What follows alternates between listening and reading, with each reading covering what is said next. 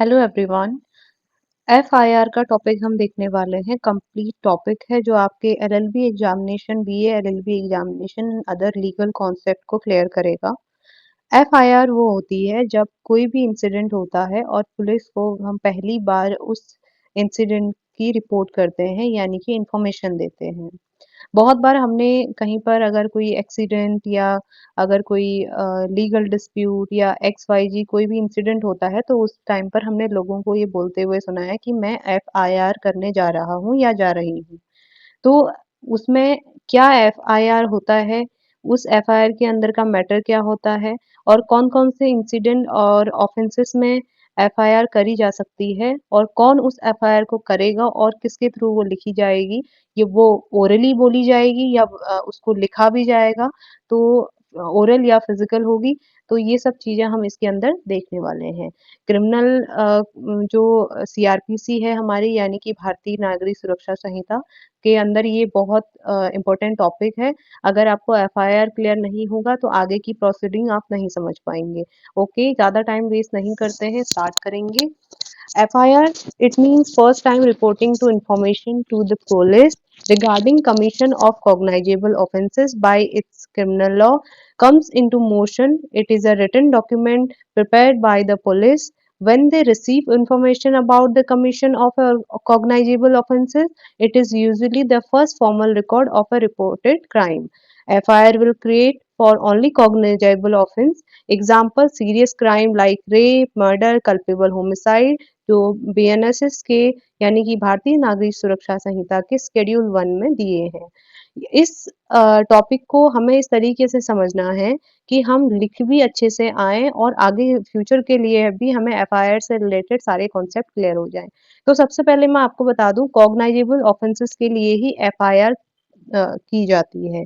यानी कि जब किसी भी कॉग्नाइजेबल ऑफेंस होने की सूचना हमें मिलती है और हम पुलिस के पास उसको रिपोर्ट करने जाते हैं, जैसे कि सीरियस क्राइम यानी कि कॉग्नाइजेबल ऑफेंस मतलब जैसे कि कोई वुमेन से रिलेटेड जितने भी क्राइम होते हैं वो सीरियस क्राइम के अंदर आते हैं, like rape and other sexual harassment related जो केसेस रहते हैं, मर्डर हो गया, कल्पेबल होमिसाइड या अदर जिसमें हमें ऐसा लगता है कि हाँ कोई सीरियस क्राइम हुआ है।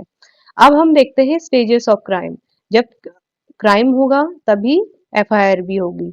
अगर क्राइम नहीं होगा या कोई भी कॉग्नाइजेबल ऑफेंस नहीं होगा तो एफआईआर होने का मतलब ही नहीं होता है। तो ऑफेंस सबसे पहले होगा, कोई भी ऑफेंस होगा, उसके बाद इंफॉर्मेशन उसकी मिलेगी, इंफॉर्मेशन के बाद इन्वेस्टिगेशन की जाती है। अब इंफॉर्मेशन कैसे मिलेगी, वो विक्टिम द्वारा पुलिस को बताई जा सकती है, वो कल्प्रिट द्वारा भी पुलिस को बताई जा सकती है, वो किसी थर्ड पर्सन या स्वयं पुलिस के द्वारा भी रिपोर्ट के थ्रू एफआईआर लिखी जा सकती है, जिसको जो हमने यहाँ पे इंफॉर्मेशन लिखा हुआ है ये है आपका एफआईआर। उसके बाद होती है इन्वेस्टिगेशन। इन्वेस्टिगेशन में पुलिस ये जांच करती है कि जो ऑफेंस का नेचर है वो किस टाइप का है और ये किससे रिलेटेड है। अगर ऑफेंस उनको लगता है कि कॉग्नाइजेबल है और ज़्यादा देर हमें नहीं करनी चाहिए, वो तुरंत अरेस्ट कर सकते हैं। और अगर नॉन कॉग्नाइजेबल ऑफेंस है तो वारंट उनको इश्यू करवाना होगा कोर्ट के परमिशन से, उसके बाद ही वो अरेस्ट जो है पर्सन को अरेस्ट कर सकते हैं। अगर अरेस्ट करने के साथ-साथ जो भी प्रोसीडिंग है उसमें टाइम लगता है। टाइम लगने के साथ-साथ बेल भी वो ग्रांट कर लेते हैं अगर बेलेबल ऑफेंस है। अदरवाइज़ जो नॉन बेलेबल ऑफेंस है उसमें भी आप बेल के लिए रिक्वेस्ट कर सकते हैं ऑनरेबल कोर्ट को।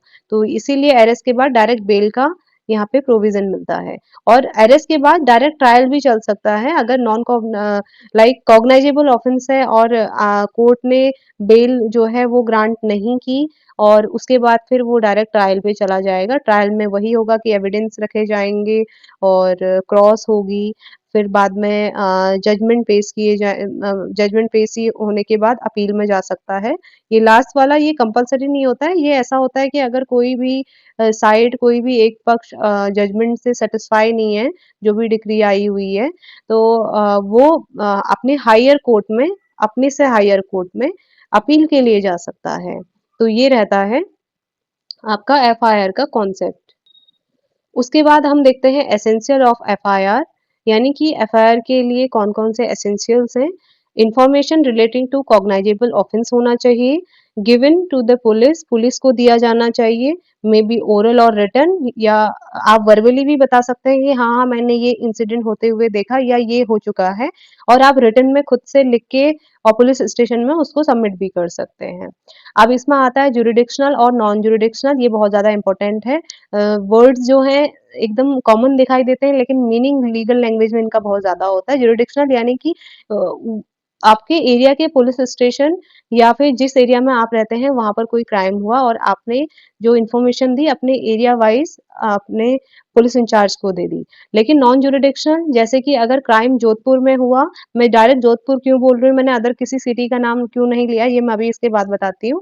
अगर क्राइम जोधपुर में हुआ है, दिल्ली में उसकी रिपोर्टिंग हुई है, या फिर क्राइम झारखंड में हुआ है और दिल्ली में उसकी रिपोर्टिंग या किसी भी अदर स्टेट में उसकी रिपोर्टिंग हुई है, यानी कि एफआईआर हुई है, तो वो नॉन जुरिडिक्शनल होता है। जब अदर सिटी में या अदर स्टेट में क्राइम होने के बाद दूसरी जगह पर रिपोर्ट की जाती है, तो उसको जीरो एफआईआर के तहत पुलिस को दर्ज करना अनिवार्य हो जाता है। अब मैं आपको बता देती हूँ, जोधपुर जो केस है वो आशाराम बापू केस है, बहुत ज्यादा इंपॉर्टेंट है एफआईआर की कंडीशन में, जीरो एफआईआर के लिए फेमस है। जोधपुर में आसाराम बापू केस का इंसिडेंट हुआ था, और जो पीड़िता थी उन्होंने दिल्ली में रिपोर्ट लिखाई थी, क्योंकि वहां पर रिपोर्ट उनकी नहीं लिखी गई थी। जब दिल्ली में रिपोर्ट लिखाई गई थी, तो जो रिपोर्ट का जो एफआईआर लिखी गई थी उसका जो सीरियल नंबर था वो जीरो से, यानी कि जीरो एफआईआर, इसलिए इसको कहा जाता है। जो भी जीरो एफआईआर होती हैं वो पुलिस में एज अ रिकॉर्ड रखी जाती हैं, बट उनका जो सीरियल नंबर होता है जीरो से होता है। उसके बाद रीड ओवर इन्फॉर्मेंट, जो भी एफआईआर आप लिखी जाती है या पुलिस के द्वारा लिखी जाती है, तो उसमें ये कंपलसरी होता है कि आपको पीड़िता के सामने या इन्फॉर्मेंट के सामने ये कंपल्सरली पढ़ना पड़ता है। उसके बाद साइन बाय द इन्फॉर्मेंट, यानी कि जिसने अपनी कंप्लेन दर्ज कराई है, अपनी रिपोर्ट दर्ज कराई है, उसका वहां पे सिग्नेचर होना, उसका उसके द्वारा वो सिग्नेटरी उसमें कंपलसरी है। उसके बाद है entered in the prescribe record register, ये बहुत ज्यादा इम्पोर्टेंट है। ये जो रूलिंग है ललिता कुमारी केस जब हुआ था, जिन जिन केसेस का मैं नेम बीच में बोलते जा रहे हैं, क्योंकि केस लॉस को ब्रीफ करने का मेरा इस वीडियो में कोई अभी मकसद नहीं है, क्योंकि वीडियो बहुत लंबा हो जाएगा। मैं बस आपको बीच बीच में बता रही हूँ ताकि आपको बाद में एग्जाम में लिखने में इजी हो जाए। तो ललिता कुमारी केस में ये भी सुप्रीम कोर्ट ने निर्देश दिए थे कि जो भी आप रिपोर्ट लिख रहे हैं उसको प्रॉपरली उसके रजिस्टर में रिकॉर्ड होने कंपलसरी है, विथ क्लियर उनका जो डिटेल्स है, जो भी पीड़िता के डिटेल्स हैं या जो एफआईआर का नंबर है, वो सब कुछ प्रिस्क्राइब्ड होना चाहिए आपके रिकॉर्ड रजिस्टर में। Important contents of an FIR, date and time place of occurrence clear होना चाहिए, किस तारीख को हुआ था, किस समय हुआ था, कौन सी जगह पे हुआ था, एरिया क्या था, ये सब कुछ क्लियर होना चाहिए एफआईआर में। उसके बाद नेचर ऑफ द ऑफेंस होना चाहिए, किस प्रकार का नेचर है ऑफेंस का। Name and details of the accused, victims and witnesses, अगर आपको जो भी पता होता है, अगर अक्यूज पता है, विक्टिम पता है, अगर कोई विटनेस है, तो सबके नेम क्लियर मेंशन होने चाहिए। Fact and circumstances of the incident, fact क्या है उस इंसिडेंट की, जो कंडीशंस थी कि किन किन चीजों को लेके वो इंसिडेंट हुआ था, वो ऑफेंस क्रिएट किया गया था, क्या किसी ने प्रोवोक किया था, क्या किसी ने जो अगर किसी पक्ष ने पहले हथियार उठाए थे तो वो किस टाइप के थे, या फिर कौन कौन से प्रोवोकिंग वर्ड्स बोले गए ताकि वो ऑफेंस का ने जो है बड़ा रूप ले लिया। तो इस तरीके के जितने भी केस से जुड़े हुए फैक्ट हैं वो प्रॉपर मेंशन होने चाहिए एफआईआर के अंदर, कैसे हुआ, क्यों हुआ, और जितना ब्रीफ हो सके उतना होना चाहिए, लेकिन जो वर्ड्स है वो क्लियर होने चाहिए। इंसाइक्लोपीडिया एक वर्ड होता है लीगल लैंग्वेज में, आप लोग सर्च करें गूगल पे क्या होता है, मैं आपको बता देती हूँ कि फैक्ट को आप क्लियर बता सकते हैं। आप इंसाइक्लोपीडिया नहीं करेंगे कि लाइक हाँ हाँ आपने एक इंसिडेंट होते हुए देखा था, हाँ कुछ हत्या जैसी थी, नहीं हत्या नहीं थी, आप ऐसे पुलिस को गुमराह नहीं कर सकते। ऐसे क्लियर वर्ड्स आपको रखने होंगे कि जिससे आप एफआईआर में प्रॉपर उसको लिख सकें, और जो रेलेवेंट फैक्ट हो। कोई भी आप हिंदी बुक की तरह स्टोरी नहीं सुना सकते हैं, एफआईआर इज सीरियस होता है। तो आप अपना जो है वर्बली क्लियर रहेंगे कि आप इंसिडेंट के बारे में बता रहे हैं तो वो किस टाइप का होना चाहिए। Name and address of the इंफॉर्मेंट, अब इंफॉर्मेंट कोई भी हो सकता है, इंफॉर्मेंट पुलिस वाला भी हो सकता है, इन्फॉर्मेंट एक थर्ड पर्सन भी हो सकता है जिसके साथ क्राइम हुआ नहीं है, लेकिन उसने देखा है होते हुए, या फिर वो अक्यूज्ड भी हो सकता है, या फिर वो विक्टिम भी हो सकता है। तो उसका नेम, एड्रेस जो भी उसकी पर्सनल डिटेल्स है वो एफआईआर के अंदर मेंशन होनी ज़रूरी हो जाती है। Next, who can file FIR? FIR is meant to inform the police about a cognizable offense, so any person who knows about the crime can initiate it, victim, accused, any third person, police or court. If police refuse to file FIR, यानी कि अगर police refuse कर देती है FIR लिखने के लिए, बहुत सारे केसेस हमारे इंडिया में ऐसे हैं जहाँ पर पुलिस ने मना कर दिया एफआईआर लिखने को, या इवन अगर हम अपने लोकल एरिया में भी देखते हैं कि हाँ, कोई इन्फॉर्मेंट पुलिस के पास या कोई विक्टिम पुलिस के पास इंफॉर्मेशन के लिए गया था कि उनको एफआईआर करानी थी ऑफेंस के लिए, तो वो आप की ऑफेंस लिखने से मना कर दिया उन्होंने। तो इसका स्टेप रहता है, स्टेप बाय स्टेप आप अप्रोच कर सकते हैं सीनियर पुलिस ऑफिसर को, जो चौकी इंचार्ज या थाना इंचार्ज है, अगर वो मना कर रहे हैं तो आप रैंक वाइज ऊपर की तरफ जाते रहेंगे, ये बहुत इंपॉर्टेंट है। जैसे कि approach senior police officer like SP, DSP, DIG, IG. अगर उसके बाद भी कोई एफआईआर नहीं होती है, कोई एक्शन नहीं होता है, तो आप एक written complaint senior police officer को भेज सकते हैं। देखिए, ये मैंने सारे जो सीनियर पुलिस ऑफिसर लिखे हैं ना, यहाँ पे मैंने मेंशन कर दिए हैं, इनको रैंक वाइज आप फॉरवर्ड करेंगे। अगर एसपी ने मना कर दिया तो डीएसपी के पास जाएंगे, डीआईजी के पास जाएंगे, आईजी के पास जाएंगे, और उसके बाद आप मजिस्ट्रेट के पास भी जा सकते हैं। तो इसमें जो रिटन कंप्लेंट आप फाइल करेंगे, तो ये रैंक वाइज अब फाइल करेंगे ऊपर की तरफ। उसके बाद अगर फिर भी एक्शन नहीं होता है तो आप फाइल को डायरेक्ट जुडिशियल मजिस्ट्रेट या हाई कोर्ट के पास भी जा सकते हैं। फिर हाई कोर्ट ऑर्डर देंगे इन्वेस्टिगेशन के लिए, या फिर डायरेक्ट कॉग्निजेंस ले लेंगे केस का, ताकि आप जो केस का ट्रायल है वो डायरेक्ट कोर्ट में चला सको। और एक ऑप्शन इसमें ये भी होता है कि अगर आपकी सीनियर पुलिस ऑफिसर मना कर देते हैं तो आप direct approach human right commission के पास भी जाकर अपनी जो आपका रिपोर्ट है वो लिखाने के लिए अप्रोच उनको कर सकते हैं। ह्यूमन राइट कमीशन इसमें आपकी हेल्प करता है। अब आता है टाइप्स ऑफ एफआईआर। कितने टाइप की एफआईआर होती है? ज्यूरिडिक्शनल होती है, यानी कि जिसको हम नॉर्मल लैंग्वेज में जर्नल एंड काउंटर भी बोलते हैं। जर्नल एंड काउंटर, इवन ज्यूरिडिक्शनल, आपके एरिया के अंदर कोई क्राइम हुआ, आपने अपने एरिया के थाने में, चौकी में एफआईआर कराने के लिए आप गए, वो होता है जर्नल। ठीक है। अब काउंटर क्या होता है कि आपके एरिया में ही, आपके एरिया के ज्यूरिडिक्शन में ही आपके खिलाफ किसी ने कंप्लेन यानी कि एफआईआर करवाई, और अब आपको लगता है कि ये एफआईआर को आपको काउंटर करना चाहिए, तो आप भी उनके अगेंस्ट जो एफआईआर लिखा देते हैं या उनकी जो रिपोर्ट कर देते हैं, उसको कहते हैं काउंटर एफआईआर। तो जर्नल वो हो गई जो नॉर्मली जो विक्टिम है या जिसको लगता है जो विक्टिम है उसको रिपोर्ट करनी चाहिए, वो जर्नल के अंदर आ जाता है। और एफआईआर जिसके खिलाफ होती है और उसके बाद भी वो अगेंस्ट सेकंड पार्टी के लिए एफआईआर कर देता है, तो उसको कहते हैं काउंटर एफआईआर। उसके बाद आती है नॉन जुरिडिक्शनल, जो मैंने आशाराम बापू का केस आपको बताया था, यानी कि जीरो एफआईआर। अगर एक कोई एरिया इंसिडेंट हुआ, कोई दूसरा है, ए है, और बी जगह पर आपने दूसरे स्टेट में जाकर उसकी रिपोर्ट कराई है, तो रिपोर्ट लिखना कंपलसरी है और लीगली पुलिस को लिखनी पड़ेगी, क्योंकि जीरो एफआईआर का कॉन्सेप्ट हमारे देश के नागरिक सुरक्षा संहिता के अंदर आता है। उसके बाद आता है एक ईएफआईआर।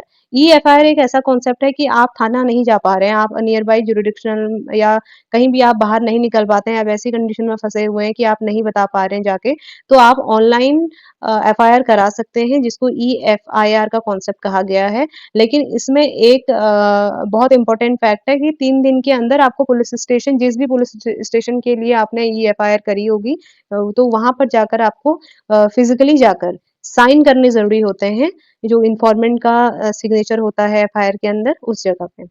उसके बाद ये देखिए जो आसाराम बापू केस मैं आपको बता रही हूँ, इसका ब्रीफ मैंने यहाँ पे नहीं लिखा है बट ये केस बहुत ज़्यादा इम्पोर्टेंट है। उसके बाद ललिता कुमारी केस, इसमें ये है कि केस को रजिस्टर करना मैंडेटरी है। ऑनरेबल सुप्रीम कोर्ट की गाइडलाइंस थी, बहुत सारी गाइडलाइंस उसके अंदर ऑनरेबल सुप्रीम कोर्ट ने दी थी, जिसमें से ये भी था कि कोई भी डिटेल है उसको आप मिसलीड नहीं कर सकते हैं, यानी कि प्रॉपर क्लियर इन्फॉर्मेंट की जो रिकॉर्ड है, एफआईआर नंबर है, उसको आप रजिस्टर में भी रखेंगे। उसके बाद आता है कॉपीज ऑफ एफआईआर। अब वैसे तो हम नॉर्मली देखते हैं कि हमने पढ़ा है, हम तीन टाइप की कॉपी रख सकते हैं, बट ऐसा कुछ नहीं है। कई बार अगर आपको कॉपी चाहिए तो पुलिस वालों से आप ले सकते हैं। After registration of FIR, copies are made and distributed as follows. One copy is given free of cost to informant, जिसने रिपोर्ट कराई है उसको आप एक कॉपी देंगे।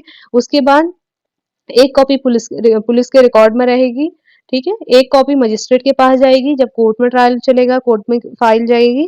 उसके बाद एक कॉपी इन्वेस्टिगेशन ऑफिसर के पास जाएगी। अगर आप अलग से इन्वेस्टिगेशन ऑफिसर के लिए नहीं भी लिखते हैं तो आप 3 टाइप से लिख सकते हैं, क्योंकि जो पुलिस स्टेशन रिकॉर्ड है वही इन्वेस्टिगेशन ऑफिसर भी इन्वेस्टिगेट करते हैं। उसके बाद आता है जो केस मैं आपको इंसाइक्लोपीडिया का बताने वाली थी, ये है Gorle S Naidu versus state of Andhra Pradesh. इसमें जो फैक्ट है वो क्लियर होने चाहिए। जब अगर आप एफआईआर लिखते हैं, यानी कि अगर आप खुद से लिख के एज ए एप्लीकेशन आप पुलिस को देते हैं, तब भी इंसाइक्लोपीडिया यानी कि फैक्ट क्लियर होने चाहिए। और अगर आप वहां जाकर ओरली बताते हैं तो ओरली आप इंसिडेंट के बारे में क्लियर बताएंगे। उसके बाद the copy given to the informant must be free of cost. अगर इन्फॉर्मेंट विक्टिम हो या फिर काउंटर एफआईआर करी हो उसने, तो आप उसको कॉपी का कोई चार्ज नहीं लेंगे, फ्री ऑफ कॉस्ट देंगे। And signed and stamped by police. जो एफआईआर की कॉपी होगी उसमें जो पुलिस इंचार्ज, जो भी थाने का इंचार्ज होंगे, उनके साइन होंगे। पुलिस चौकी की स्टैम्प्ड होगी, स्टैम्प्ड रहेगा। और given immediately after registration. Police के पास यह ज़रूरी हो जाता है कि जिसने भी कंप्लेन कराई है, वो तुरंत उसको साइन, स्टैम्प करके एक कॉपी अपने पास रखें और एक कॉपी जो है एफआईआर रजिस्ट्रेशन के बाद इन्फॉर्मेंट को दें। उसके बाद एक हम इसको बेसिक नोट मैंने यहाँ पे डाला हुआ है, ये इम्पोर्टेंट है। ये यहाँ पे इसका ब्रीफ तो मैंने डाला नहीं है, बट आपको मैं ऐसे समझाती हूँ। जब कोई एफआईआर होती है, एफआईआर के बाद एक प्रिलिमिनरी इंक्वायरी होती है। कैसे होती है वो मैं आपको बता देती हूँ। एफआईआर हुई, एफआईआर यानी कि वो कॉग्नाइजेबल ऑफेंस के लिए ही एफआईआर होती है। लेकिन जब तक कोई भी अपराधी का दोष सिद्ध नहीं हो जाता है, तब तक वो अपराधी नहीं कहलाया जा सकता है उसको। ये हमारा देश का संविधान कहता है।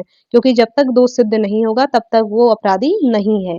तो उसके लिए क्या होता है, अगर एफआईआर लिख भी दी गई है तो पुलिस की तरफ से एक प्रिलिमिनरी इंक्वायरी की जाएगी। प्रिलिमिनरी इंक्वायरी जो है वो 15 डेज के अंदर करी जा सकती है, उतना पुलिस के पास टाइम होता है इन्वेस्टिगेशन का। उस इंक्वायरी में वो डिसाइड करेगी कि हाँ, ये जो ऑफेंस है ये किस नेचर का है, क्या इसके फैक्ट है, और जो कल्प्रिट और जो विक्टिम है क्या उनमें सच्चाई है, या जो भी एक्स वाई जी फैक्ट पुलिस के सामने आते हैं, तो पुलिस के पास ये है कि वो उसको देख सकता है।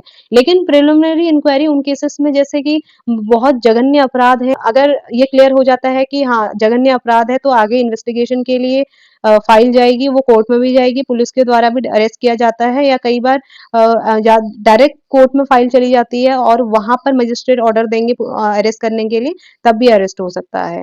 तो ये सीक्वेंस मैंने बस नॉलेज के लिए डाल दिया है। कई बार प्रिलिमिनरी इंक्वायरी नीडेड होती है, कई बार नहीं होती है। अब जघन्य अपराध हो गया है, महिलाओं के प्रति अपराध हो गया है, तो उसमें तो आप डायरेक्ट एफआईआर करेंगे, इन्वेस्टिगेशन करेंगे, अपना चार्जशीट बना के आप अगर आपको लगता है कि विक्टिम को आप पकड़ सकते हैं, तो जल्द से पकड़ के उसको कोर्ट में पेश कर देंगे। अगर नहीं पकड़ पा रहे हैं तो आपको डायरेक्ट मजिस्ट्रेट के पास अपनी फाइल पहुंचा के वहां पर कोर्ट प्रोसीडिंग होगी। कोर्ट प्रोसीडिंग किस बेस पे होती है? देखो, पुलिस चार्ज तो बना देती है विक्टिम एंड अक्यूज के बीच में, जो चीजें हुई हैं या ऑफेंस जिस तरीके का था। लेकिन उसके बाद जब कोर्ट में फाइल चले जाती है तो मजिस्ट्रेट भी अपनी तरफ से चार्ज क्रिएट करते हैं। उसके बाद कोर्ट की प्रोसीडिंग होती है, ट्रायल होता है और बाद में आता है जजमेंट। और अगर अपराधी है तो दोष सिद्ध होता है, या तो एक्विटल हो जाएगा या फिर उसको सजा मिल जाएगी। तो ये है प्रॉपर एफआईआर का मैंने का जो भी स्ट्रक्चर है वो आपको बता दिया है। अगर कुछ-कुछ फैक्ट आपको मिसिंग लग रहे होंगे तो वीडियो वैसे ही काफ़ी लंबा हो गया है। मैं कोशिश करूँगी इस चैनल पर लंबे वीडियो लाने का, जो ब्रीफ में होंगे और आपको अदर कहीं पर सर्च करने की अलग से ज़रूरत नहीं पड़ेगी। आई होप आपको वीडियो पसंद आया होगा।